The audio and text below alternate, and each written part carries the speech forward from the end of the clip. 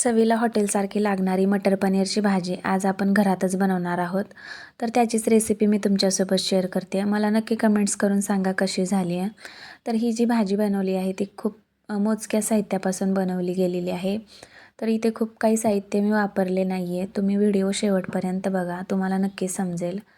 तर मटर पनीरची भाजी बनवण्यासाठी इथे मी पनीर आहे जे भिजत ठेवलं होतं आणि हे पनीर आपल्याला भाजून घ्यायचं आहे. अगदी थोडंसं तेल टाकून आपण हे भाजून घेऊया. तर पनीरसुद्धा असं भाजून झालेलं आहे छान.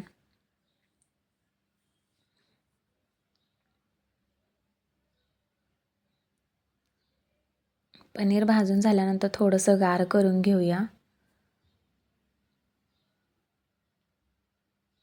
यानंतर आपल्याला याचे काप करून घ्यायचे आहेत. तर साधारणतः हे अशा प्रकारे तुम्ही कट करून घ्या.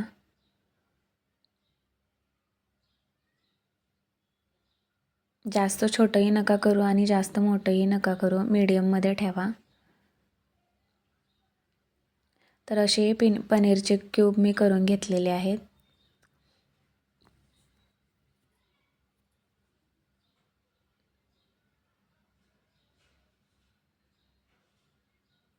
तर अशा प्रकारे हे पनीर कट करून झालेलं आहे.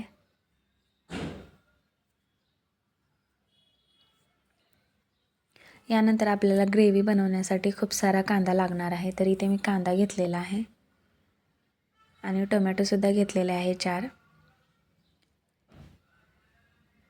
यानंतर आपल्याला हा कांदा आणि टोमॅटो शिजवून घ्यायचा आहे. जो कांद्याचा कच्चापणा आहे तो भाजीमध्ये लागणार नाही, यासाठी हा कांदा मी शिजवून घेत आहे.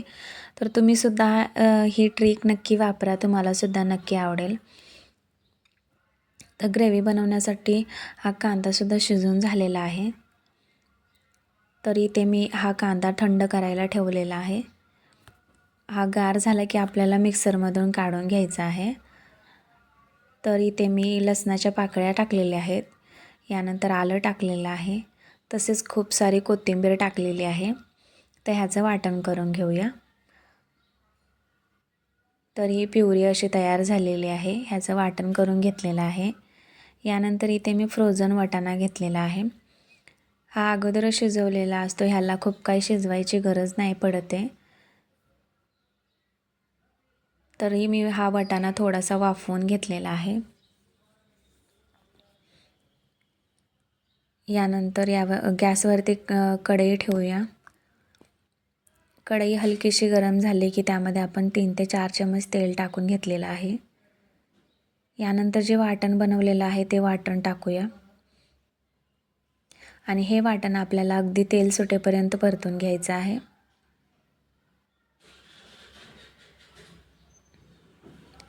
ते मस्त असं एकजीव करून घेऊया, मिक्स करून घेऊया वाटण. कांदा आपण शिजवून घेतलेला आहे, त्यामुळं कांद्याचा कच्चापणा अजिबात ग्रेव्हीमध्ये लागणार नाही आहे. ग्रेव्ही अगदी छान बनेल. तर इथे मी हळद पावडर टाकलेली आहे. यानंतर धना पावडर टाकलेली आहे. तसेच लाल तिखट टाकलेलं आहे आणि पनीर मसाला टाकायचा आहे.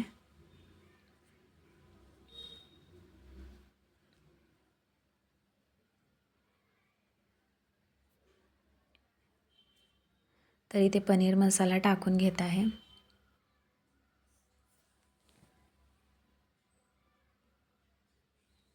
तर हे मसाले आपल्याला ग्रेव्हीमध्ये छान असे वाटणामध्ये मिक्स करून घ्यायचे आहेत.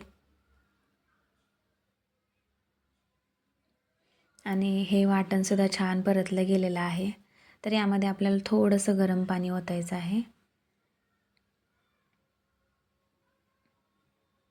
ते मिक्स करून घेऊया.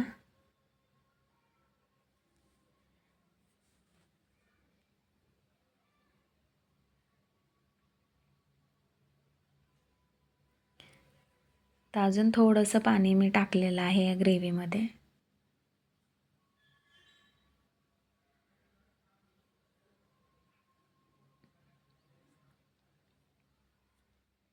यानंतर यामध्ये आपल्याला पनीरचे काप टाकून घ्यायचे आहेत.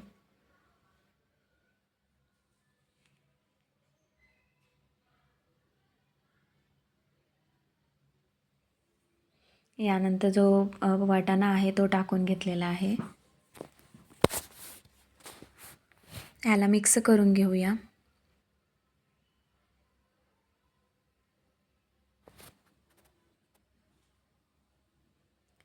यानंतर जे लागेल तेवढं पाणी आपण यामध्ये टाकून घेऊया.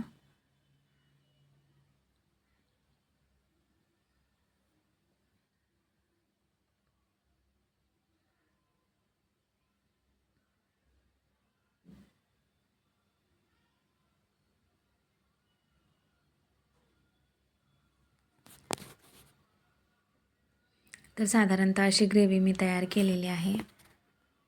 खूप छान कलरसुद्धा आलेला आहे ह्या ग्रेव्हीला. यानंतर आपल्याला यामध्ये चवीनुसार मीठ टाकायचं आहे. आणि परत एकदा हे मिक्स करून घेऊया.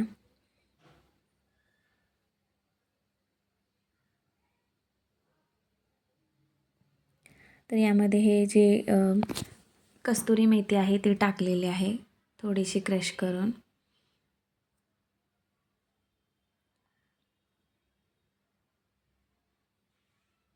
आणि तुम्ही बघू शकता अगदी कमाल रेसिपी झालेली आहे. खूप छानसुद्धा असा वास घमघमाट सुटलेला आहे. यानंतर सर्वात शेवटी कोथिंबीर टाकलेली आहे.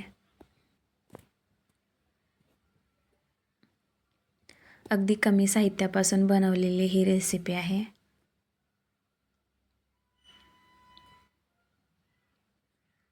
तर हे पनीर आपलं तयार झालेलं आहे. जास्त पनीरला शिजवायची गरज नाही आहे.